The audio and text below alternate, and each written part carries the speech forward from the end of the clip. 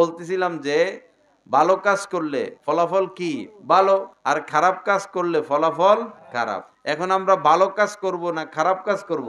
ভালো কাজ। আচ্ছা বলুন তো, নামাজ পড়া, নামাজ কায়েম করা, এটা ভালো কাজ না খারাপ কাজ? ভালো কাজ। নামাজ না পড়লে মরার পরে কোথায় যাইতে হবে?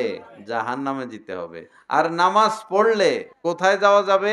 জান্নাতে যাওয়া যাবে। এটা তো হইলো মরার পরের পুরস্কার। আর দুনিয়ার পুরস্কার হইলো যে ব্যক্তি ৫ ওয়াক্ত নামাজ পড়বে, আল্লাহ পাক তার রিজিকের ব্যবস্থা করে দিবেন।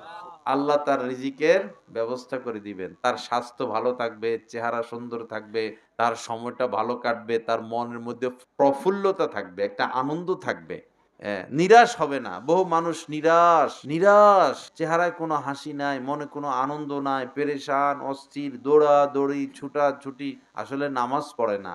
এই কারণে তার জীবনে অশান্তি। তো কি বলেন, আজকে থেকে আমরা নামাজ পড়বো না ছাড়বো?